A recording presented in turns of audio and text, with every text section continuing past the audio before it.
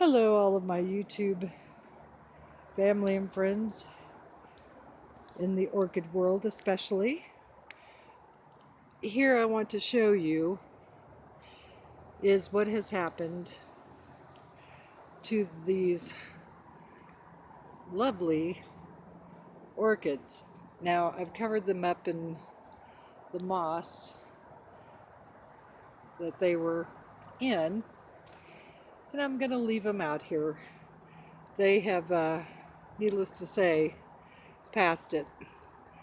Crown rot, the leaves started falling off, so I decided with all of them. That beautiful light purple one had the crown rot. So I have gotten rid of the crown rot, as Roger's Orchids would say, out to the hedge, only out to the compost. So we are going to go look at the other ones. All right, this one, Embark. Oh, the air plant. He is out of that little ceramic container. They had apparently glued him in there. Oh, that's a whole nother story. This is my Grow It for Josh. And I went ahead and picked up two other air plants for Grow It for Josh, which I still have to get into Rachel. Somehow, might have to actually send her a letter and a picture. Oh. But this one, might pick him up. Yeah, I went back and got these when the one gentleman that didn't even want to sell me the other one wasn't there. So it looks like he has a new growth there. So yay. The bamboo. And after I discovered the crown rot in the little light purple one that was gorgeous that I really liked, we went ahead and got that one out of the bark it was in. Took this one out. Actually, the other one was in moss. This one was in bark. So I think I'll have to go back and look. And then this little guy, I went ahead and put these two together. Now I know you're probably going, why would you do that? Now, the reason why I would do that is I had to unpot this one, and he was actually potted with this one. Yes, two different plants potted together. Now this one is starting to wrinkle. Mon Ami wants to be in the action as usual. But the way he was growing into this one down at the base. So there had to be room for this one to get the new growths out. And here I went ahead and, this is a trial, making sure he's got humidity under there. This one, hanging in there in its original moss from the store. I haven't taken that out. That's coming very soon.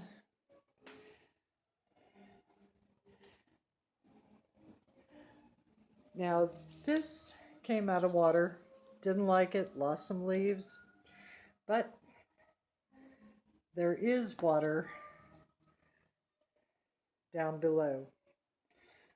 Let me try to get in the light here where we can actually see the water is in there, but it's not actually touching the pot, just enough to create some humidity under the bark. This one is still in water, large enough to take it, and the roots seem to be healthy enough to have it happen. The other ones that went out to the compost pile were down to the bare root, not even vellum. So they had gotten pretty bad. This was Miss Pink, and she has water down there and is in a new bark. This is actually a fir hemlock mixture. So there's been quite a bit going on. I've been reading quite a bit, and you're going to laugh. I had purchased from an estate quite a few years back some water and just hanging out. Now do not worry, the ones in the bathroom that have been in water for over 2 years, they are going to remain in water at this point in time. This one was one of my discount guys and did not care for the water, wasn't taking to it.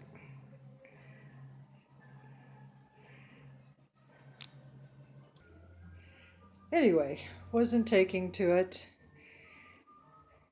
I wasn't surprised that this was a 2-in-1. I was just surprised that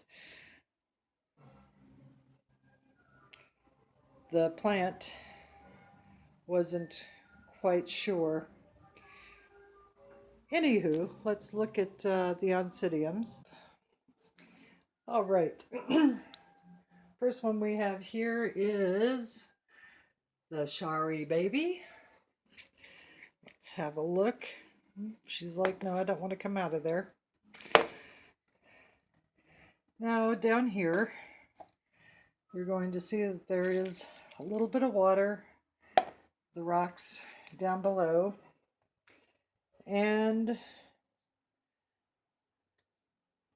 new growth. Whoops, trying to spin it. There we go. New growth. Oh. So there she is. She is not rebloomed for me. This one is the Bealara, blah. Okay, I can't talk today. Bealara Tahoma Glacier. Now, she is back in the pot. Can't see through it, sorry. And rocks, there is water there, but we're going to need to add some more. It's looking a little dry. And the other Shari baby, she is not rebloomed yet. Of course, let go. Hold on. Okay. Now I still haven't taken that clover out of there. That's kind of my moisture letting me know where she is at with her moisture level. And we have new growth. Now I was going to do this one much sooner. Also, we have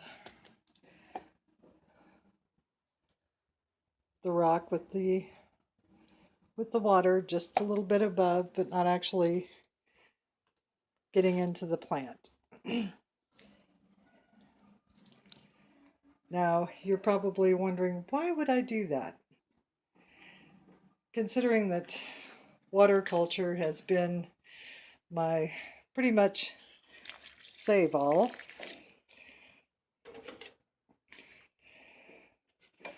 For most of my plants.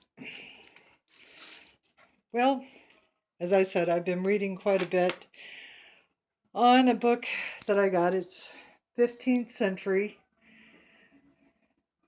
And the book, there was a parcel of 4 of them, and they're all from the French court of Marie Antoinette.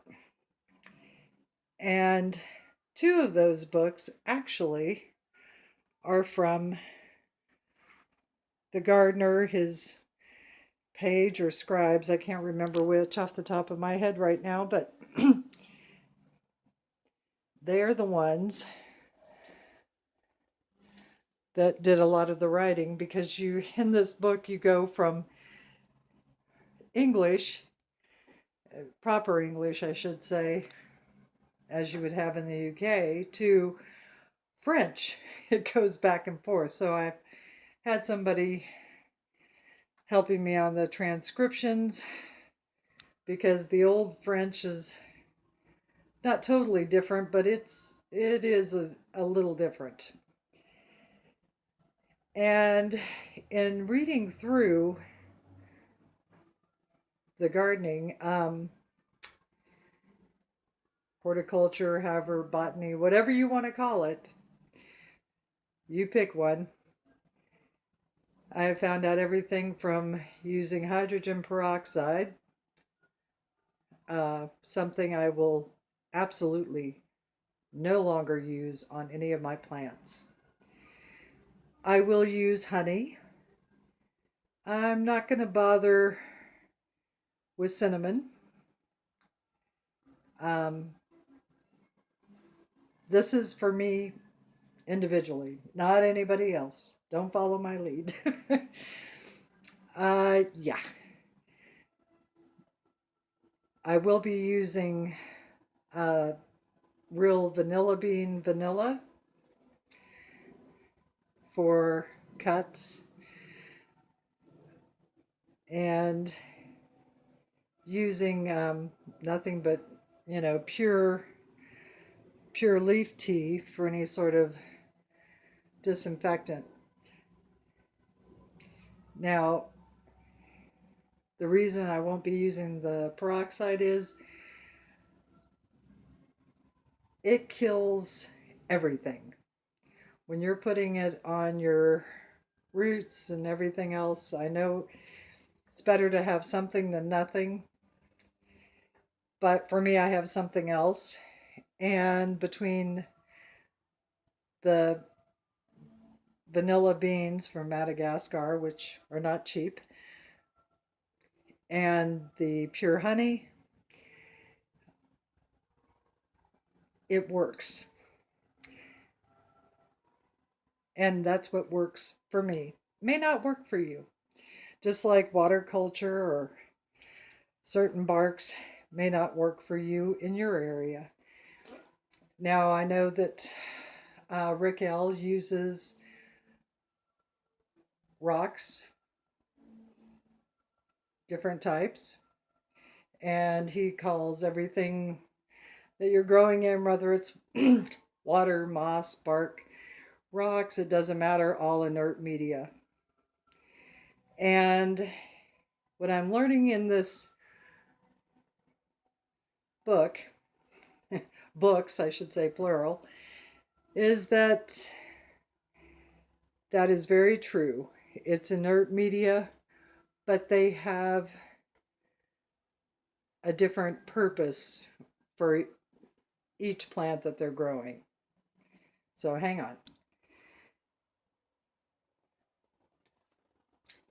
Now in these, the red Oncidium Twinkle, she had a setback. We've changed the growing medium. And yes, we have the rock and water. Maxillaria tenuifolia. Poop. Same deal. I went ahead and tidied it up just a little bit. And this, my little mini, who has not bloomed, I should say rebloomed, we're going to see how she does.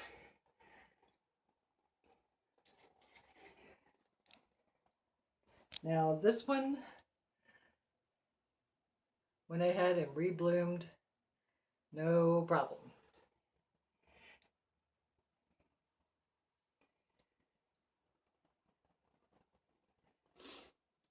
Now they are, I know you saw these in the last video, right along with Miss Prey, who's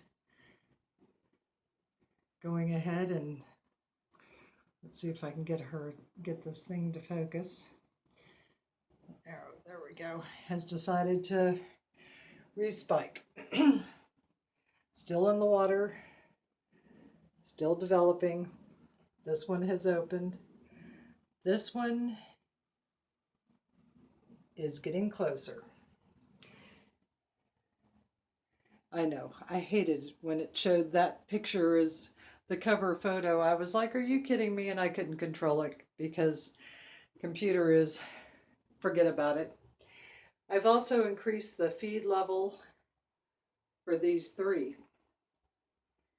The feed, light was okay, feed was not okay. These are younger and they absolutely need a higher feed. These that are exposed, used to water, used to their feed, they're doing quite well. These, however, definitely need a higher feed. So I'm going to try my best each time that we get together to give you a little bit more information off of what I'm finding out in these books, even into propagation. I was totally blown away considering the 15th century. I'm sorry. We are way past that. I mean, and yet the more things change, the more they stay the same. Let's go ahead. I'm going to pull her up. Her or him, it doesn't matter, right?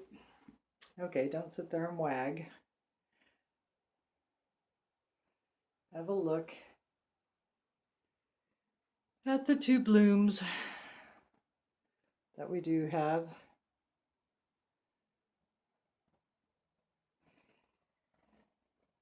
And her roots are almost like she was made for waterculture. Now she still has bark attached to her, and we're not going to fiddle with that, because if the hemlock and fir does what it's supposed to do, I could always change my mind and put these guys back in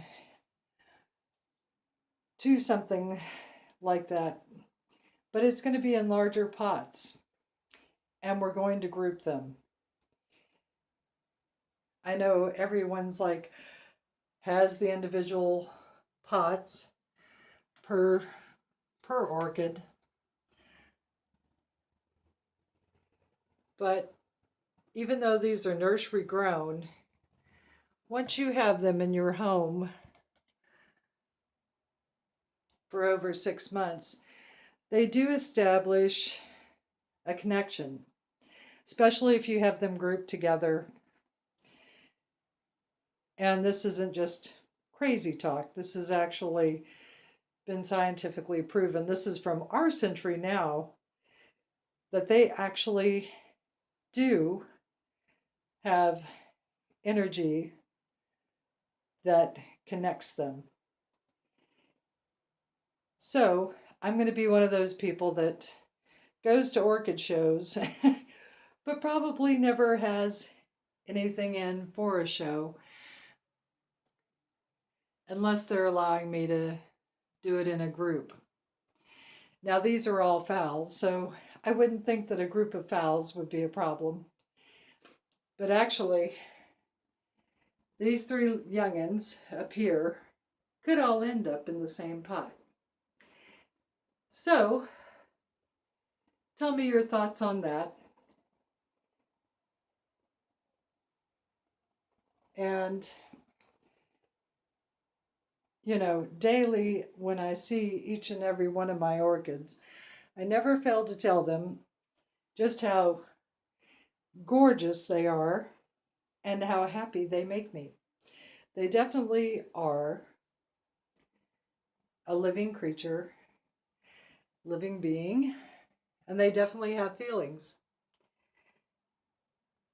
Now, they're not human. We know that. But they do desire. Yes, I haven't cleaned up my mess yet.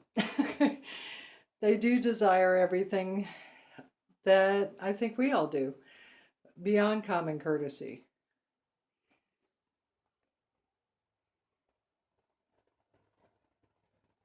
And yesterday, well, actually Monday, most of the day, they were in here with me while I was watching movies all day because yesterday I had my colonoscopy, which this in the United States is colonoscopy month. Many of you are not old enough to worry about it. Some of you may be. And yeah, preparation for that is a bit much, but it's something that everyone should do. Even though I've always been averse to it, I didn't want to do it. It's taken me 4 years to garner the courage to say, okay, I'm going to go in and do it. And I did. So let's have a look at the roots.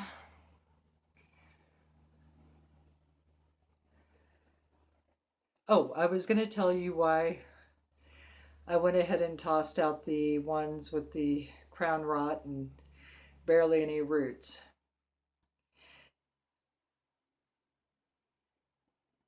Now, even back then, they did use water culture, although they didn't call it water culture.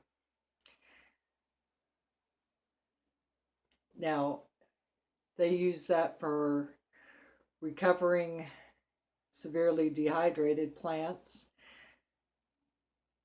And they used it along with, you'll laugh, but I haven't tried it. It's a wine water mix. And I don't know if I'll be able to find the wine that they used. But it actually is a very dark red wine, which kind of makes me a bit nervous. It would have to be really diluted, I'm thinking, but maybe not if I use their actual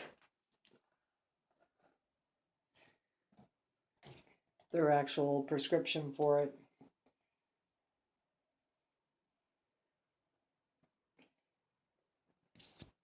And we'll discuss that as we go along. I know I've been gone quite a bit. Lots of company, lots of things going on, but I'm almost dreading that I'll jinx myself if I say it, but I am back. So if you have any questions, let me know. I'll be happy to answer them the best that I can. But in the books, it was very clear that when you have one to where you're having to strip the outside vellum to the root and trying to bring it back from that point, although it can be done, I know I've done it before, it takes a lot of time out. And if you're having them grow in amongst with your normal collection, i.e. these guys, it actually stresses your other plants. Now, I didn't know that. But according to those books, when you have sick plants or plants that are going through something like that, they should be isolated and away from breaking the energy of your other plants.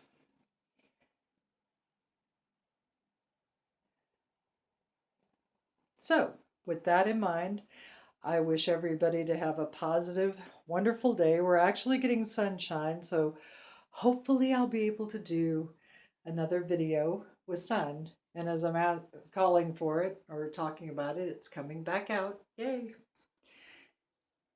So, I hope I haven't bored you to tears. I'd like to give a shout out to Ed's Orchid, Roger's Orchid, and Suzette's Orchids, which I have caught up on all of those videos. Yay! Absolutely gorgeous, beautiful, as always. Thank you so much for having your videos available. Sharon Short's Orchids, Rick L. Without a computer, it's been a little weird. I've got the phone and and my big screen TV, which is what I'm watching my YouTube videos on, and I have to tell you, it's fabulous. Except I can't leave comments. So with that, I wish you all a beautiful, happy orchid day. Thanks.